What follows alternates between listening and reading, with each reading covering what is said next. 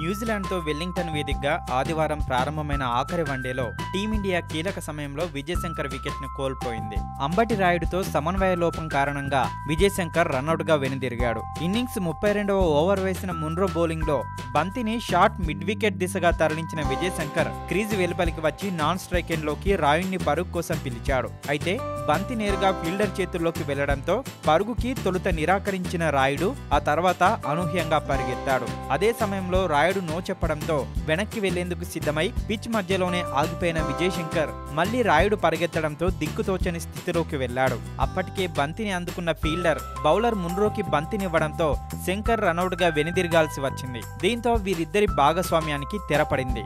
5వ వికెట్ కు వీరి జోడీ 98 పరుగుల భాగస్వామ్యం నెలకొల్పింది. ఈ క్రమంలో జట్టు స్కోరు 116 వద్ద విజయశంకర్ పేలవంగా రనౌట్ అయ్యాడు. విజయశంకర్ రనౌట్ అయిన తర్వాత దూకుడుగా ఆడిన రాయుడు సెంచరీ దిశగా దూసుకెళ్లాడు.